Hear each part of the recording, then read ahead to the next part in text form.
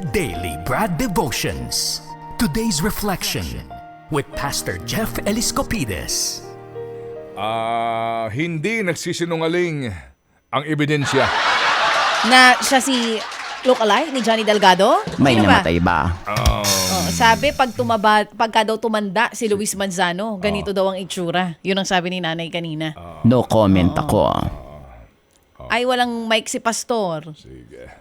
Pagbigyan na natin yung ating mga contestant, mga hindi sinungaling yan. Ayan mo. Brad, sorry medyo umabot na tayo halos na alas 9 but ang atin naman din kasi programa ay hitik na hitik po sa informasyon at mga kapaki-pakinabang na mga balita para po sa ating mga kababayan. Pero higit sa lahat, ito ang pinakamagandang balita, the good news para po sa ating pong programa. Brad Jeff, go ahead. Yan, nagtawanan tuloy mga kaibigan ko. Inasar na ako sa aming mga chat group. Jing Nomat, Luis Manzano daw. Ayaw ding maniwala, Brad Ted, ng mga kaibigan ko. Ako din nga eh. Parang gusto ko sabihin kay Nanay Euphemia, paki-explain. Kaya mo. Eto na. tawagan ko si Luis. Ano? Luis Manzano, Ted Filon, bagong lahat may additional tayo. Si Happy Pretty B ay kamumulat lang. Additional 3,500. Wow. Amen. Thank you, Pretty B. Nanay Euphemia, so meron na po kayong tatanggapin na plus 3,000, that's 7,600 pesos. Yan. Palagay ko po, ito na nga po sinasabi ni Nanay Euphemia, pagdampi ng Panginoon sa mga taong gusto hong tumulong sa kapwa. Amen. It's now happening. All right. Sige. Okay. Lucky?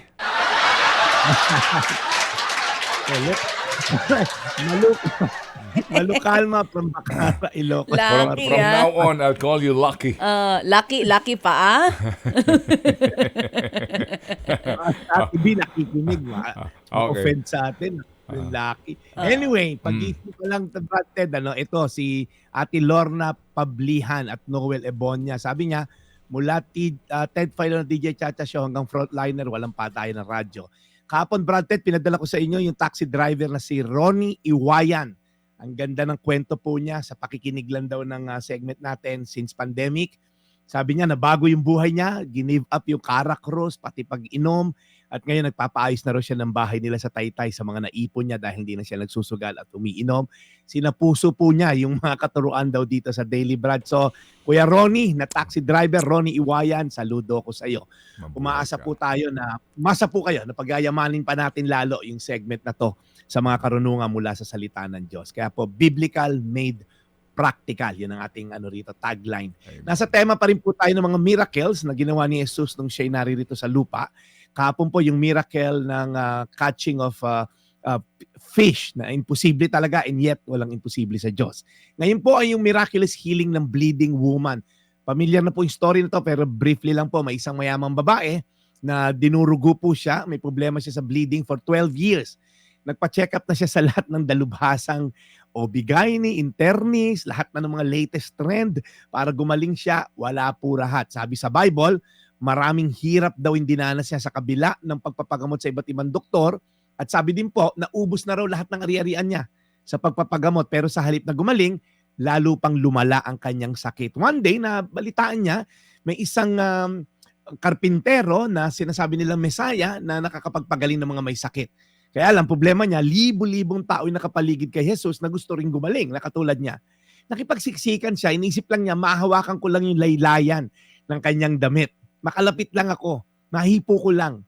Grabe, gagaling na ako. Ang tindi po ng pananampalataya ng babae na to. Kaya po nung nagkaroon ng chance, nakipagsiksikan siya at nahawakan niya yung laylayan ng damit ni Jesus. Sabi sa Biblia, biglang tumigil ang kanyang pagdurugo. At naramdaman niyang gumaling siya. Tanong, bakit siya gumaling? Marami naman nakahawak kay Jesus. I mean, libo-libo nga. Nung hinanap nga ni Jesus, sino yung humawak sa akin? Baka kasi nawalan daw siya ng power to heal. Sabi ng mga disipulo, boss, libo-libo yung nakahawak sa'yo, nagpapatayan na nga para makahawak sa'yo. Ano sinasabi mong sino humawak sa'yo? Pag tinignan niyo po, lahat sila doon nangangailangan. Para gumaling, provision, I don't know. Kaya po nila hinahabol si Jesus dahil meron silang pangailangan. Pero bakit siya lamang bukod tanging yung gumaling sa sandaling iyon. Bakit hindi lahat naman ng humawak gumaling? Kasi po, ito po masasabihin ko sa inyo, kadalasan po, Jesus is not moved by needs but by faith. Hindi po siya kumikilos base sa pangangailangan. Madalas, minsan kumikilos siya kahit walang pananampalataya yung tao, but madalas, hindi po siya kikilos kung walang pananampalataya yung tao. Kaya nga po, sa sarili niyang bayan, sabi sa Biblia, konti lang yung gumaling kasi walang pananampalataya yung mga kababayan niya because of familiarity. Kung needs po kasi paraan para makatanggap tayo ng pangailangan sa Diyos, dapat uunahin na ni Jesus yung mahihirap na bansa kaysa pa sa atin. Mas mahihirap na bansa kaysa sa atin. Kumikilos po ang Diyos base sa pananampalataya, hindi base sa pangangailangan. Kaya po nung masumpungan ni Jesus yung babae, lumapit siya sa babae, sabi dito sa Marcos 5:34, pagkatapos sinabi ni Jesus sa kanya, "Anak, pinagaling ka ng iyong pananampalataya, umuwi kang mapayapa, magaling ka na." Pag tinignan niyo po yung verse na to, di ba physically magaling na siya? Bakit sinabi pa ni Jesus na magaling na siya?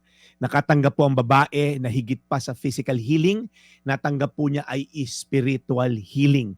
Mas higit pa po yun kaysa sa physical, yung ating spiritual. Yung encounter kay Jesus, ang pinakamahalaga po na ma-encounter natin. More than the healing, kaya si Brad Ted, laging sinasabi, hindi po sana kayo mahabol dito sa contest dahil lang sa pera, dahil lang sa magpag-aambag-ambaga ng Happy Anonymous. Mahalaga po yan, pero ang mas mahalaga po dyan ay ang spiritual na ating natatanggap. Kaya po sa mga hindi nananalo, mas panalo ka pa nga dahil ikaw po, yung pananampalataya mo kahit di ka nakatanggap ng pera, pinangahawakan mo yung salita ng Diyos.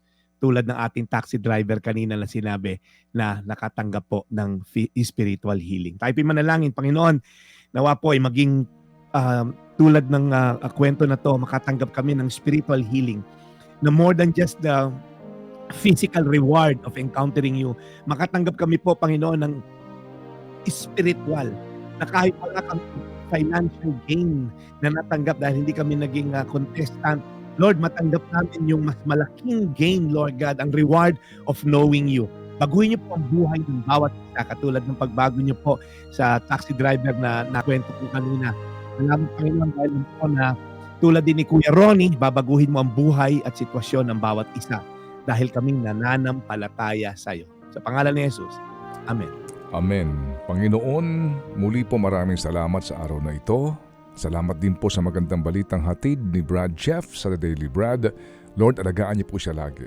And bless his mission always at pagpalain po ninyo ang lahat ng mga nakikinig po ngayon sa aming programa, lalo na po ang mga nagdarahop.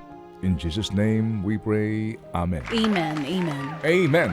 Salamat muli na marami, Brad Jeff, sa iyong magandang balitang hatid this morning. Marami ho ang ito rin po ang inaabangan, pati kahapon nga yung aking nakadaupang palad. Ang pangalan niya ay si Christine Macalino. Ito rin ang inaabangan niyang segment. So praise God sa mga tulad po nila na ang inaabangan talaga ay ang pinakamagandang balita. Ang hatid po ng The Daily Brad.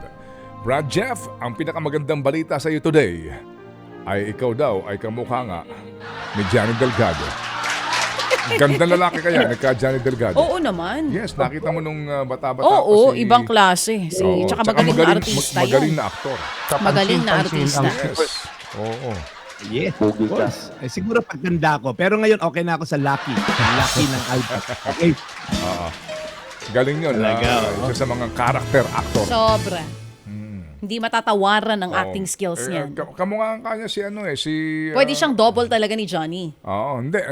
Pwede rin siya ni Johnny Midnight. Okay, sige. Okay. Salamat na marami. Ang daming kamukha.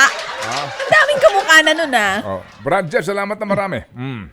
Marami pong salamat. Ito po si Lucky Manzano. Ito po yung Daily Brad. Fake news. Your daily dose of inspiration. God bless. God bless you more. Serving the people, Brad Jeff Ellis Copides. Ted Filon at DJ Chacha. Ngayon, nasa Radyo 5, 92.3 News FM. Monday to Friday, 6 to 10 a.m.